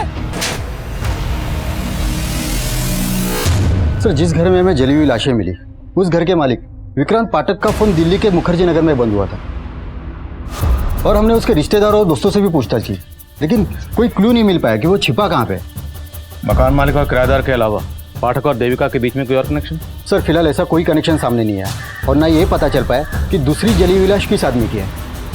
लेकिन देविका के बैंक अकाउंट से कोई ना कोई फ़ोन नंबर तो लिंक होगा। उस नंबर की डिटेल्स निकला, शायद कोई क्लू मिले। और ये मकान मालिक पाठक, इसे हाजिर करो। एक बार ये मकान मालिक हमारे हाथ में आ गया तो हमें सब पोस्टमार्टम रिपोर्ट के मुताबिक देविका और उस आदमी को पहले नशीली दवा देकर बेहोश किया गया। घर से मिले ग्लासेस में फ्रूट जूस के साथ साथ दवा के ट्रेसेस भी मिले। बेहोश करने के बाद उनके हाथ पैर बांधकर दोनों को जला दिया गया। बच्ची की मौत धुएं से सफोकेशन की वजह से हुई। मरने के बाद उसे गाड़ा गया। एक मर्द, एक औरत और एक बच्ची, देखने में तो फैमिली लगती है, पर ये फैमिली थी या नहीं थी इसके लिए इन तीनों का डीएनए टेस्ट करवाना हो। पर मारने से पहले इन दोनों को जूस में बेहोशी की दवा पिलाई गई, तो मतलब साफ ये काम किसी जान पहचान वाले का ही है। अब ये जान पहचान वाला या तो देविका की पहचान का होगा या उस आदमी की। देविका की पर्सनल और प्रोफेशनल लाइफ के बारे में जानते। देविका के नोएडा वाले ऑफिस में चलते। ये हमारी नगीना ने बनवाया है। देखो ये भी कैसा है, पूरे 2 तोले का है और एकदम सच्ची सोने का है। हाँ, तुम्हारी नगीना को लाखों का कोई भीख दे गया है या लॉटरी लगा है? कोई लॉटरी नहीं लगा है, वो तो हमारे नगीने का दिमाग है। उसने बहुत बड़ी जुगत लगाई है। जुगत? हाँ। शांति बहन, हमको भी तो बताओ जुगत। किसी को बताना मत। वो ना शहर गया था तो वहाँ पर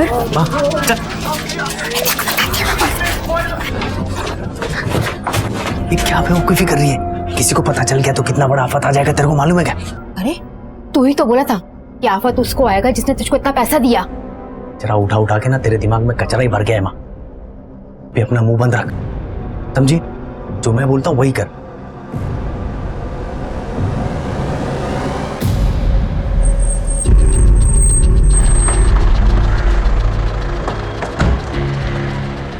सर, देविका तो 2 साल पहले यहाँ से रिजाइन करके चली गई थी। 2 साल से मैं भी उसके कांटेक्ट में नहीं हूँ। मुझे बहुत हैरानी हो रही है कि उसकी इस तरीके से हत्या हो गई। सिर्फ देविका का ही नहीं, एक बच्ची और एक आदमी की लाश भी मिली। क्या देविका का यहाँ किसी के साथ अफेयर था? मैम, देविका का किसी से अफेयर हो ही नहीं सकता। वो तो खुद अपने पति से परेशान रहती थी। उसने तुम्हें अपने पति के बारे में कुछ बताया था? देविका का पति गोरखपुर में एक सेल्समैन की नौकरी करता था और 3 साल पहले वो नोएडा में शिफ्ट हुए थे, पर देविका उनके साथ नहीं आना चाहती थी। क्यों? क्योंकि देविका बहुत ही क्वालिफाइड थी मैम, और वो गोरखपुर में एक एरोस्ट्रेस इंस्टीट्यूट में ग्रूमिंग इंस्ट्रक्टर का जॉब करती थी। लेकिन फैमिली के लिए वो यहाँ आ गई और रिसेप्शनिस्ट का जॉब कर रही थी। लेकिन इतने सब सैक्रिफाइस के बाद भी ना उसका पति उसे इम्पोर्टेंस देता था और ना उसकी बेटी उसे समझती थी।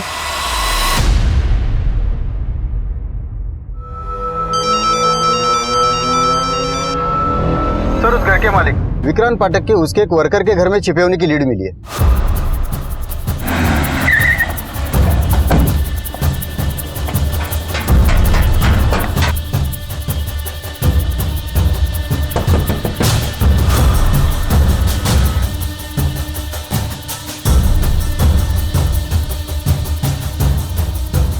साहब, देविका और उसके बच्चे से मैं आज तक नहीं मिला, और फिर अपने किराएदार को मरवा के क्या मिलेगा मुझे? एक चश्मदीद ने उसी घर के पिछले हिस्से में तुझे गड्ढा खोदते हुए देखा।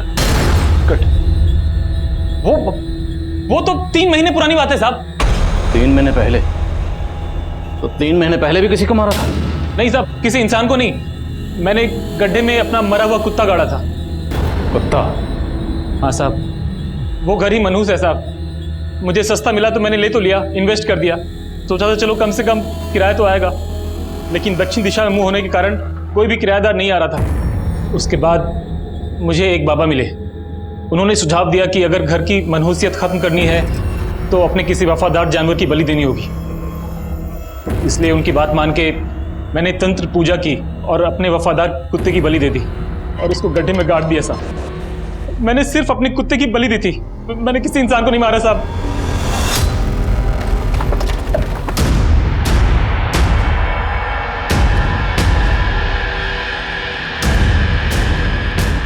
तो मैंने यहीं पे गाड़ा था।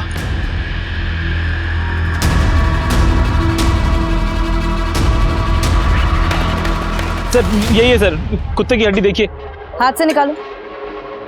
लेके जाओ। इन हड्डियों को तुरंत फोरेंसिक भेजो, पता लगाओ क्या ये वाकई कुत्ते की हड्डी है, ये पाठक हमें घुमा रहा है। और देविका से जुड़े जिन जिन लोगों को पाठक जानता है सबका पता लगाओ। देविका का बॉस मेहता, उसका पति मनीष, कोई भी हो सकता है। सर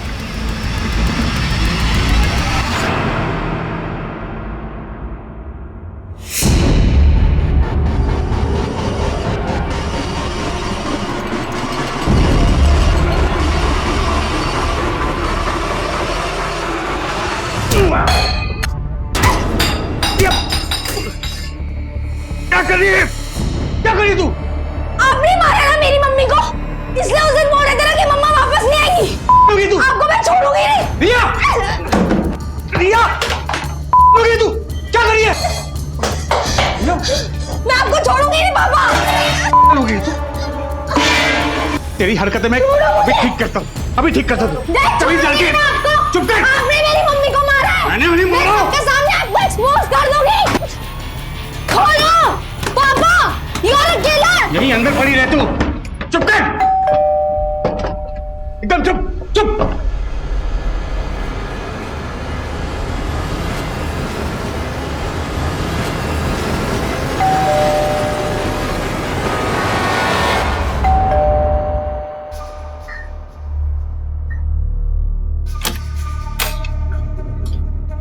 ये क्या हुआ?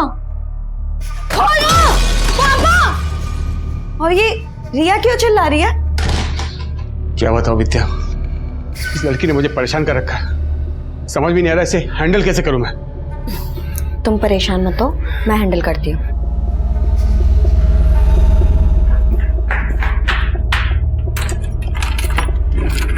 रिया,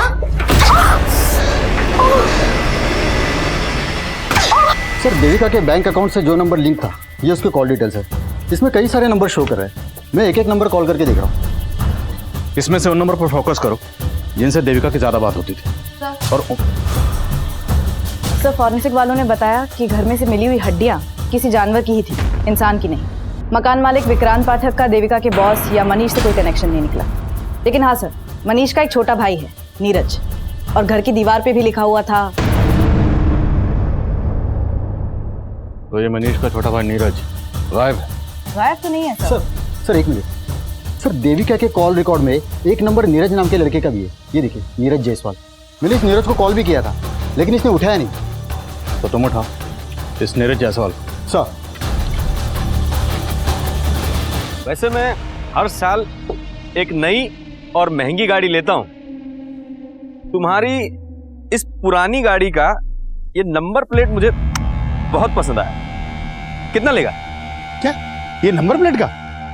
अरे नंबर प्लेट का नहीं भाई, पूरी गाड़ी का। आपके लिए 3 लाख रुपए। अच्छा अच्छा ठीक है। ए, चल चल टेस्ट ड्राइव दे। हाँ हाँ टेस्ट ड्राइव दे। जाओ जाओ। ए भाग रहा है, चल चल पकड़ पकड़ चल चल। ए साला, ए रुको, साला फिर भाग गया। इस बार हाथ लगाना, साले की सारी रईसी निकाल दूंगा। आओ, मनीष के छोटे भाई नीरज, नीरज नहीं निर्लज है तो अपनी भाभी को बेहोश किया, हाथ पैर बांधे और फिर जलाकर मार दिया। उसके बाद दीवार पर लिख कर गया। सर मैंने कुछ नहीं लिखा सर, लिखा तो उन्होंने मेरी किस्मत में कि मैं उनका भाई हूँ। किसने? तेरे भाई ने? ये सब तेरे भाई मनीष ने किया? कर भी सकता है सर, उन्हें सिर्फ भाभी से नहीं मुझसे भी प्रॉब्लम थी, सिर्फ इसलिए क्योंकि मैं भाभी की बात समझता था। तंग आ गई थी भाभी मेरे भाई से। सर मैं तो कहता था भाभी से कि भाभी अगर ऐसा है तो आप छोड़ क्यों नहीं देती उन्हें, आप क्यों सह रही हो ये सब? प्रॉब्लम सिर्फ मनीष में नहीं है नीरज, प्रॉब्लम मेरी बहन में भी है। मैं सिर्फ और सिर्फ रिया के लिए रुकी हूँ। जब वो मुझे समझने लग जाएगी मैं उसे लेके हमेशा के लिए चली जाऊंगी। लेकिन सर रिया को विद्या ने अपने फेवर में कर रखा था पूरी तरीके से। वो विद्या और मेरा भाई मनीष, उन दोनों ने मजबूर किया मेरी भाभी को और इसलिए उन्होंने अपनी बेटी को छोड़ा सर। तब तो तू ये भी जानता होगा कि देविका कहाँ रहती थी? उन्होंने अपना नया नंबर मुझे दिया था, इसलिए कभी कभी मेरी बात हो जाती थी उनसे। लेकिन सर भाभी ने मुझे कभी नहीं बताया कि वो कहाँ रह रही थी। कभी कभी बात होती थी तो बातों में ये तो बताया होगा तेरी भाभी ने कि वो आदमी कौन था जिसके साथ वो रह रही थी। सर मुझे कुछ नहीं पता इस बारे में सर, और सर आप मुझ पर शक करके गलती कर रहे हैं। ये सब मेरा भाई मनीष और वो भाभी की छोटी बहन विद्या, ये उन दोनों का रचा हुआ पूरा प्लान है सर। भाभी के जाते उन दोनों ने शादी भी कर ली थी। साली साली रहती तो अच्छा था, साली जब घरवाली बनती है यही कांड होते हैं। तो तुम क्या चाहते थे? बिना किसी रिश्ते के सोती रहती तुम्हारे साथ? तो रिश्ता जोड़ा है तो भुगत। कहती थी रिया की माँ बनूंगी तो सब कुछ संभाल लूंगी। क्या खाक संभाला तुमने? हमारे सर भी फोड़ रही है और किस्मत भी।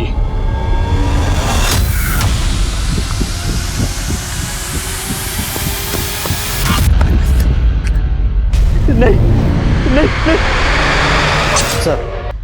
सर उस मनुष्य और विद्या को उठा के लाए। बिठा दो जैन सर। जी सर। ठीक है सर, मैं अपडेट करता हूँ आपको। सर, देविका के कॉल रिकॉर्ड्स में एक ऐसा नंबर मिला है जो कंटिन्यूसली स्विच ऑफ जा रहा है। किसका नंबर है? सुरेश तिवारी। इसका फोन हत्या वाली रात उस घर के एरिया में बंद हुआ जहां से लाशें मिली थी। नंबर कहाँ का है? मेरठ। तुरंत मेरठ निकल, उठाओ इसे।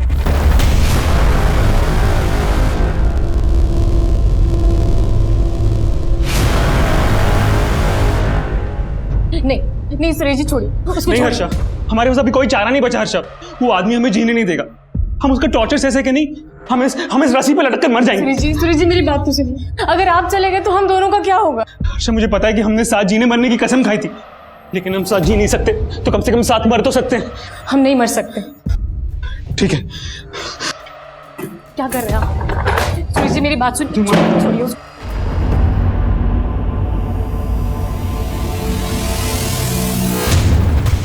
सर आप ऐसे कैसे हमें उठा कर ले आए? जैसे तू लेकर आया अपनी साली को अपनी जिंदगी में। जीजा साली से बन गए मियां बीवी। फिर आखिर ऐसा क्या हुआ कि नौबत एक दूसरे का सर फोड़ने तक आ गई?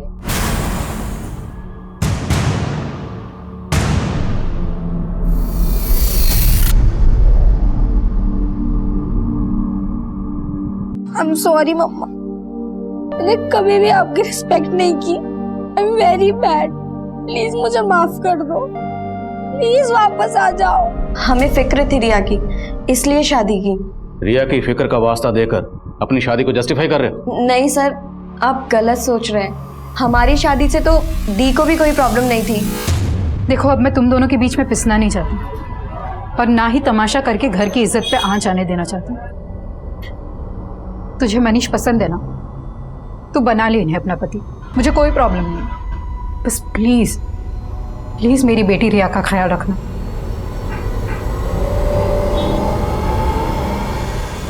अचानक से खुद से कहीं चली गई। अचानक से चली गई या तुम दोनों ने इसे जाने के लिए मजबूर कर दी? सर हम मानते हैं कि हमसे भूल जरूर हुई है, और इस आदमी से शादी करके तो मैं भी दीदी की तरह पछता रही हूँ। पर पछता तो मैं रहा हूँ सर इससे शादी करके, और रिया भी तुम्हें माँ बनाए कभी खुश नहीं रही, इसने हम सबकी जिंदगी बर्बाद कर दी सर। जिंदगी तो तुमने हमारी बर्बाद की। चुप, जिस कांड के बारे में पूछ रहा हूँ ना उसके बारे में बात करो। कैसा कांड सर? मैंने कोई कांड नहीं किया सर, मैं तो रिया की खुशी के लिए जेन्युइनली देविका को ढूंढ रहा था। तुम देविका को ढूंढ रहे थे और तुम्हारा छोटा भाई नीरज और लगातार देविका के टच में था। क्या? तेरी नौटंकी तेरे घर पे देख चुका हूँ। बोल, तेरी बीवी देविका के साथ जो आदमी रहता था वो कौन था, और वो बच्ची कौन थी जिसकी लाश हमें मिली? उन दोनों का देविका के साथ क्या ताल्लुक था? क्यों मारा उन दोनों को? क्या आदमी, कौन आदमी, आप क्या बोल रहे सर? मैं किसी आदमी को नहीं जानता, और मुझे तो अभी मालूम पड़ा कि मेरा भाई नीरज देविका के टच में था। हाँ सर, ये सच बोल रहे हैं, हम लोगों को इस बारे में कुछ नहीं मालूम था। सर मुझे तो लग रहा है अगर ये मनीष और विद्या का गेम है तो इसमें मनीष ने अपने भाई नीरज को फंसाने के लिए प्लान किया होगा और दीवार पे वो सब लिख दिया होगा। लेकिन मनीष अपने छोटे भाई नीरज को क्यों फंसाएगा? क्या उसे ये शक था कि उसके छोटे भाई का उसकी बीवी के साथ? बोलो। सर सुरेश 2 साल से गायब है। What? 2 साल से गायब? हाँ सर, सुरेश यहाँ अपनी पत्नी हर्षा और एक बच्चे के साथ रहता था। हर्षा तो यहाँ नहीं है। पता चला है कि सुरेश मेरठ में जल विभाग में क्लर्क था। अगर ये सुरेश 2 साल से गायब है तो इस सुरेश के नाम पर जो मोबाइल नंबर रजिस्टर्ड है उस नंबर से देविका को कॉल कौन करता था?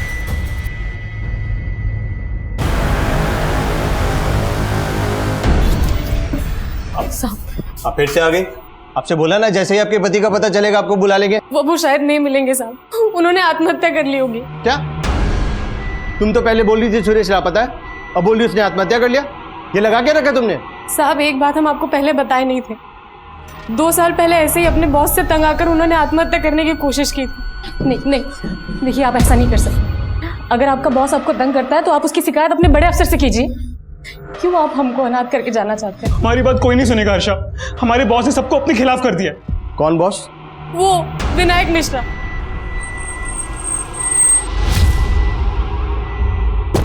हाँ मैडम, सुरेश यहाँ मेरे अंडर में ही काम करता था, लेकिन 2 साल पहले वो अचानक से गायब हो गया। गायब हो गया?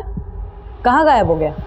दरअसल सुरेश एक नंबर का करप्ट आदमी था, रिश्वत ले लेके उसने बहुत गबन की और मुझे तो लगता है वो इसीलिए गायब हुआ है। एक तरफ सुरेश तिवारी का बॉस विनायक मिश्रा पुलिस को यह बता रहा था कि सुरेश जल विभाग में गबन करके पिछले 2 साल से गायब हुआ था, वहीं दूसरी तरफ सुरेश की बीवी हर्षा ने एक दूसरे पुलिस स्टेशन में सुरेश की मिसिंग रिपोर्ट फाइल की थी और वो ये कह रही थी कि सुरेश ने आत्महत्या कर ली होगी। जल्द ही ये जानकारियां दोनों पुलिस स्टेशन के बीच साझा हो गई और सुरेश की बीवी को उस आदमी की लाश की शिनाख्त के लिए बुलाया गया जो विक्रांत पाठक के घर में एक महिला और बच्चे की लाश के साथ मिली थी। तो आप कह रही हैं कि ये लाश सुरेश की?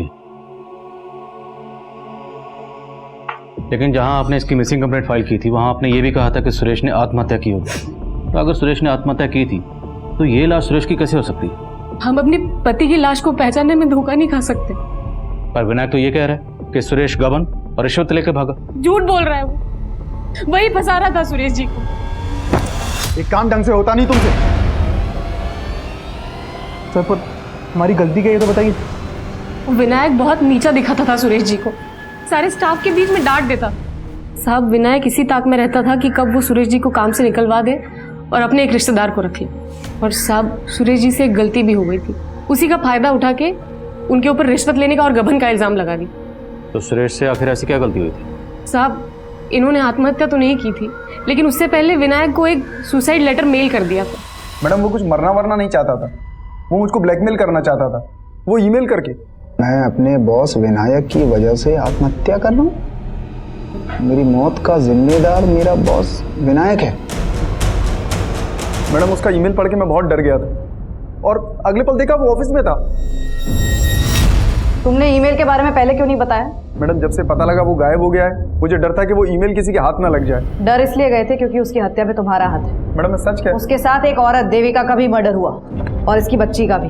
तुमने ही किया है ना? मैडम मैं सच कह रहा हूँ, मैं इनको जानता भी नहीं हूँ। आप कह रही हैं कि आप इस देविका को नहीं जानते, पर यह दावा कर रही हैं कि इस देविका के साथ हमें जिस आदमी की लाश मिली वो आपके पति सुरेश की लाश है। तो अचानक 2 साल बाद आप अपने पति की आत्महत्या की खबर देने पुलिस स्टेशन क्यों गए? क्योंकि 2 साल से सुरेश जी हमारे संपर्क में थे। वो भागे जरूर थे 2 साल पहले विनायक से डर के, लेकिन बीच बीच में चोरी छिपे हमसे मिलने आया करते थे। फिर अचानक से उन्होंने घर आना बंद कर दिया। उन्होंने जो नया नंबर लिया था वो भी बंद आने लगा। बस इतना पता था कि वो यहाँ शहर में कहीं रहते हैं, तो इसलिए उन्हें ढूंढने आ गए, और जब वो नहीं मिले तो उनकी मिसिंग कंप्लेंट लिखा दी हमने। आपके सुरेश जी ने शायद घर आना इसलिए बंद कर दिया होगा क्योंकि सुरेश ने दूसरा घर बसा लिया था इस देविका के साथ। क्या बात कर रहे हैं साहब आप? वो सपने में भी हमें धोखा देने की नहीं सोच सकते।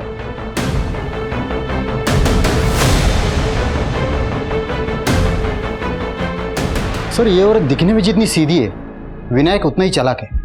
पहले ये केस देविका से कनेक्टेड लग रहा था, लेकिन अब लग रहा है कि ये केस इस सुरेश से भी कनेक्टेड है। सर मैंने चेक किया, सुरेश का बैंक अकाउंट उसी बैंक में था जिसमें देविका का था। इनफैक्ट सुरेश ने एज अ गारंटर किसी नगीना नाम के आदमी का बैंक अकाउंट भी उसी बैंक में खुलवाया था। इस नगीना का इन कत्ल से क्या ताल्लुक है? सर नगीना एक भिखारी था। अचानक से उसके बैंक अकाउंट में बहुत सारे पैसे आ गए थे और 1 हफ्ते पहले उसका मर्डर हो गया। नगीना मर्डर केस विनोद नगर पुलिस इन्वेस्टिगेट कर रही है। वो लोग भी हैरान थी कि अचानक एक भिखारी के पास इतने पैसे कहाँ से आ गए, और जब उसके बैंक अकाउंट होने की बात पता चली तो उन्होंने मुझे कॉन्टैक्ट किया। लेकिन इस नगीना का मर्डर किसने किया? सर विनोद नगर पुलिस को भोलू और कालू नाम के आदमियों पर शक है। ये नगीना के साथ भीख मांगते थे। लेकिन सुरेश एक भिखारी का बैंक अकाउंट खुलवाने के लिए उसका गारंटर क्यों बनेगा? और भिखारी के अकाउंट में इतने सारे पैसे, और दोनों का मर्डर भी हो जाता है। इस नगीना का कोई जान पहचान का है? कोई रिश्तेदार कोई भी? नगीना की माँ शांति कचरा बीनने का काम करती है। साहब हमारे नगीना को भोला और कालू ने मारा और अब हमें यहाँ ले आए। तो मैं इसलिए लेकर आए कि तुम्हारे बेटे के पास इतने पैसे कहाँ से आए जो बैंक में अकाउंट खोला, और पहले उसके अकाउंट में लाखों रुपए रहते थे, अब 1 पैसा नहीं। कहाँ गए? बोलो। साहब वो सारा पैसा निकालकर घर में छिपा दिया था। और पैसे आए कहाँ से थे? वो एक आदमी ने उसे दिया था और उसका खाता भी खुलवाया था साहब। ये था वो आदमी? नहीं साहब, हम नहीं जानते कि वो कौन था। हमारा बेटा ही मिला था उससे। अरे ये सेठ लोग के पास है ना, पैसा छुपाने के लिए जगह नहीं रहता है। इसके लिए मेरे जैसे लोग को ढूंढते। उसने मेरा अकाउंट खुलवाया ताकि अपना काला पैसा सफेद कर सके। लेकिन बेटा सफेद खाने से हमारा क्या फायदा? अरे माँ, वो मेरे अकाउंट में पैसा डालेगा, थोड़ा खुद लेगा, बाकी अपना। अरे उसने बोला है मुझे नौकरी भी लगाएगा। नगीना का किस्मत बदल गया था, तभी भोला और कालू से चिढ़ते थे, इसीलिए मार डाला उसको। अब आप हमें छोड़ दीजिए और उनको पकड़िए। सर अगर हम नगीना की माँ का भरोसा कर भी ले तो सवाल ये उठता है कि सुरेश नगीना को इतने पैसे दे कैसे सकता है? कहीं उसके रिश्वत और गबन के पैसों की कहानी तो नहीं? लेकिन सुरेश मर चुका है, तो मुमकिन है ये पूरा का पूरा खेल कोई और ही खेल रहा, और हमें उस खिलाड़ी को ढूंढना है जिसने सुरेश के जरिए नगीना का बैंक अकाउंट खुलवाया। नगीना मर्डर केस सामने आने के बाद साजिश की कई गहरी परतें नजर आ रही थी, जिनके जवाब ढूंढने के लिए पुलिस ने कल्लू और भोलू की तलाश तेज कर दी, और पुलिस के खबरी नेटवर्क ने जल्द ही कल्लू और भोलू की मौजूदा ठिकाने का पता लगा लिया।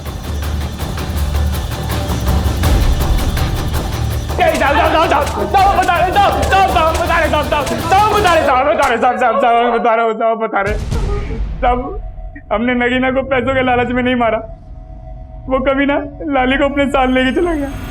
लाली? कौन लाली? तब मेरी दोस्त, हम सब साथ में भीख मांगा करते थे। एक दिन नगीना वहां आया और लाली को पैसों का टसन दिखाने लगा। साहब लाली को उसने हमसे छीन लिया था और पूछने पे भी नहीं बताता था कि वो कहाँ है। लाली कहाँ है बे? बोल।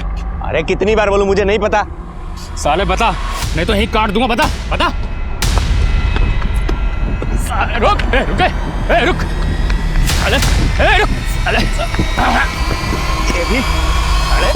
लाली का पता चला? नहीं साहब। देखो अगर माँ करो जरा धुलाई। नहीं साहब, सर घर से जो 2 जली हुई लाशें मिली और घर के पीछे से जो बच्ची की लाश मिली है, इन तीनों की डीएनए रिपोर्ट्स आ गई हैं। बहुत ही चौंकाने वाली रिपोर्ट्स हैं।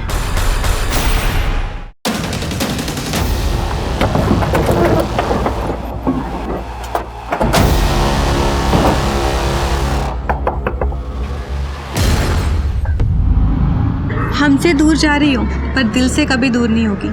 कभी भी मेरी ज़रूरत पड़े तो मुझे याद ज़रूर करना। अरे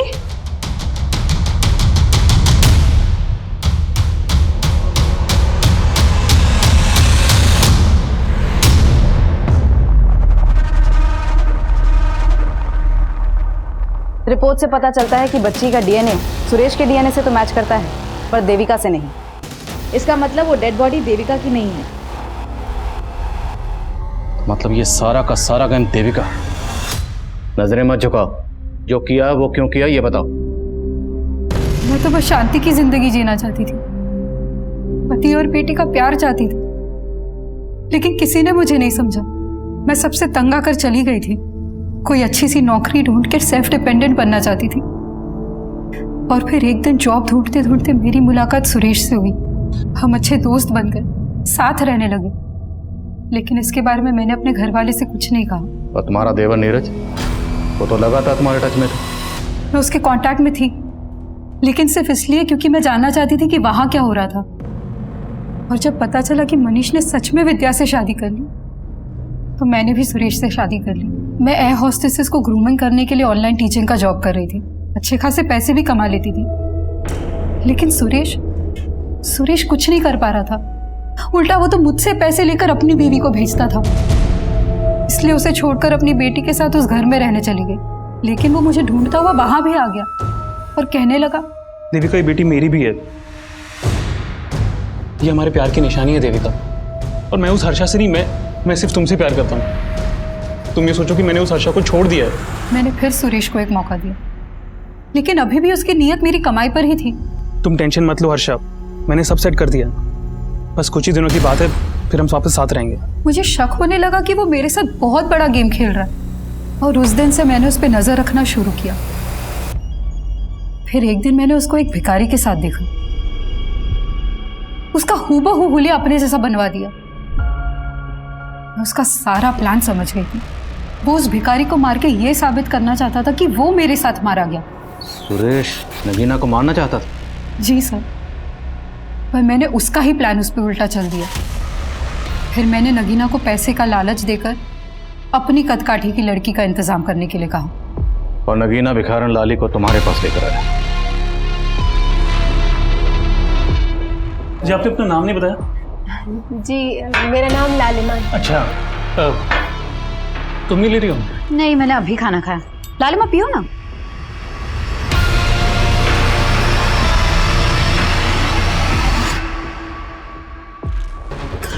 दोनों बेहोश है, जल्दी जल्दी हाथ पैर बांधो।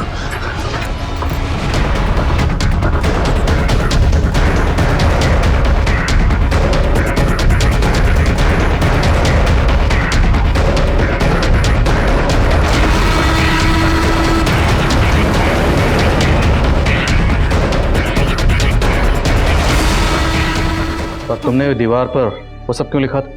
मुझे नीरज से पहले कभी कोई शिकायत नहीं थी, लेकिन जानती थी कि जब आप मनीष के भाई तक पहुंचेंगे तो आपको लगेगा कि ये मनीष की ही चाल है। और मैं मनीष को फंसाना चाहती थी, उसे बर्बाद करना चाहती थी। आज सिर्फ और सिर्फ उसी की वजह से मेरी जिंदगी बर्बाद हो गई। तुम्हारी जिंदगी खुद तुम्हारी वजह से बर्बाद हुई।